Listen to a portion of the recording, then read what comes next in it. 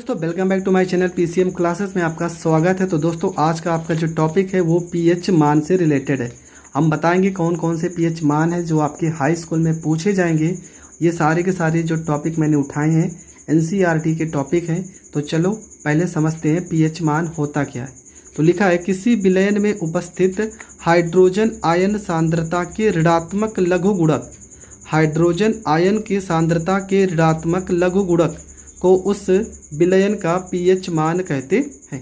क्या हो गया? सिंपल। किसी विलयन में उपस्थित हाइड्रोजन आयनों के सांद्रता के ऋणात्मक लघु गुणक को उस विलयन का पीएच मान कहते हैं। बस आपको इस फार्मूले से तो डिफिनेशन याद हो गया। क्या लिखे हो डिफिनेशन में कि किसी विलयन में उपस्थित हाइड्रोजन आयनों के सांद्रता के ऋणात्मक लघु गुणक को उस विलयन का पीएच कहते हैं। ये आपका हो जाएगा पीएच वैल्यू का डिफिनेशन। इसके बाद आपको क्या करना है, इसके बाद यहाँ पर ये हो गया आपका पीएच का स्केल मान लेते हैं। हमें 0 से 14 नंबर तक गिनती चाहिए। ठीक है, यहाँ पे मान लेते हैं आपका 0 होगा, यहाँ पे 0 होगा। आपको पता है 0 से लेके 6 नंबर तक, 6.9 तक अगर बात कही जाए, जब तक 7 नहीं आएगा तब तक ये सारे अगर डिजिट पीएच आ रहे हैं तो वो अम्ल होंगे। अगर केवल 7 आ रहा है तो वह उदासीन होगा। अगर 7 से ज़्यादा आ रहा है तो वह क्षार होगा। तो ऐसे कौन कौन से टॉपिक है जो आपके एनसीईआरटी में है, उन सारी चीज़ों को पहले क्लियर करते हैं। तो सांद्र HCl हाइड्रोक्लोरिक अम्ल अगर सांद्र अवस्था में है तो इसका पीएच मान होता है 0। इसलिए हाइड्रोक्लोरिक अम्ल जो होता है ना वो बहुत प्रबल अम्ल है, क्योंकि इसका जो पीएच वैल्यू होता है वो होता है 0।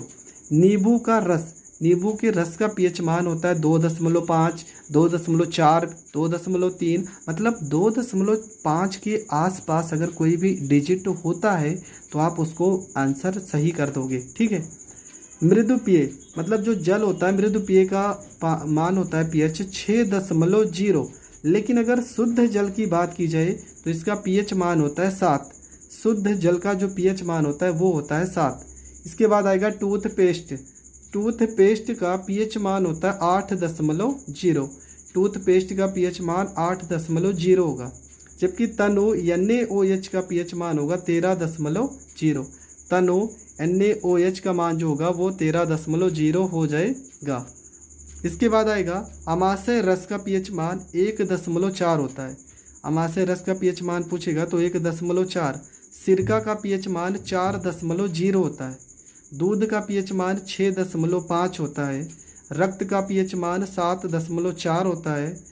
मिल्क ऑफ मैग्नीशिया का पीएच मान 10.5 होता है। सांद्र NaOH का मान 14 होता है। अब हम पीएच मान तो सारा निकाल चुके हैं, पर हम ये बताएंगे कि इसमें से कौन अम्ल है, कौन क्षार है और कौन उदासीन है।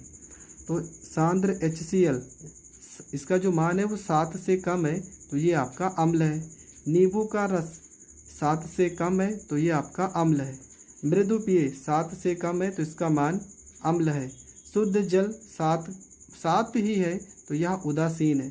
टूथपेस्ट 7 से ज़्यादा है ना, 8 नंबर है तो ये आपका क्षार है। तनु NaOH 7 से ज़्यादा है तो ये आपका क्षार है। अमाशय रस 1.4 7 से कम है तो ये अम्ल है। सिरका 4.0 7 से कम है तो अम्ल है।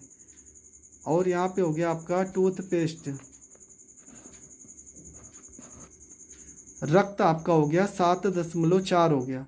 Milk of magnesia 10.5। सांद्र NaOH 14.0। तो ये सारे के सारे होंगे तुम्हारे पीएच मान। आई होप आपको पीएच मान से रिलेटेड जितने भी प्रश्न हैं वो सारे समझ में आए होंगे।